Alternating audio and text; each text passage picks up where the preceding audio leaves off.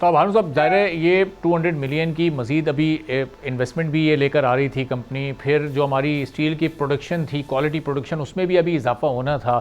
تو اتنے کرٹیکل موقع پر کیا ہم ایک ایسی کمپنی کو بھی لوز کر سکتے ہیں؟ اور ظاہر ہے کہ دوسری طرف ان کی ڈیمانڈس کو بھی پورا کرنا بہت مشکل ہے، چونکہ ابھی نئے آئی ایم ایف کے ساتھ نیگوسیشن کامیاب کر کے پروگرام حاصل کرنے میں کامیاب ہوئے ہیں. اب یہ وے آؤٹ اس وقت ہوگا کیا ایسا سوٹیبل وے آؤٹ کہ وہ کمپنی بھی پاکستان میں رہ جائے اور آئی ایم ایف کی کنڈیشنز بھی ہم پوری کرنے میں کامیاب ہو جائیں؟ جی، اس کا وے آؤٹ یہ ہے کہ پروفیشنل لوگوں کے لیے جگہ کریٹ کی جائے. سیاسی لوگوں کا یہ مسئلہ نہیں ہے، نہ ان کو سمجھ آتا ہے، نہ آئے گا، نہ سول سرونٹ بیوروکریٹ کی یہ سمجھ ہے.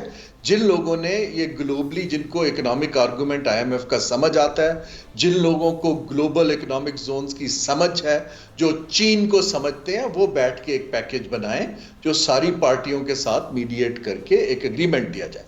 اگر بزنس ایز یوزول کریں گے جن لوگوں نے، جن کو سمجھ ہی نہیں ہے، جو بیسیکلی پلاٹ بیچ کے پیسے بنا رہے ہیں اکنامک زون کے اوپر، اور ان کو as tool to develop industry نہیں دیکھ رہے ہیں، انڈسٹریل پالیسی نہیں ہے، وزراء کے پاس کوئی تجربہ نہیں ہے، پھر یہ چیزیں گاڑی نہیں چلے گی.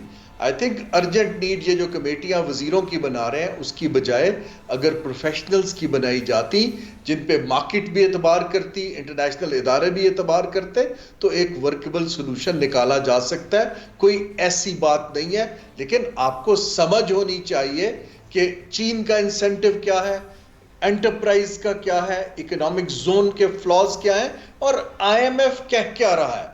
دیکھیں نا، یہ آپ اس کو فیس ویلیو پہ نہیں لیں، آپ آرگومنٹ سمجھیں کہ آئی ایم ایف یہ آرگومنٹ کہاں سے لا رہا ہے اور اس کو کیسے ڈیل کرنا ہے.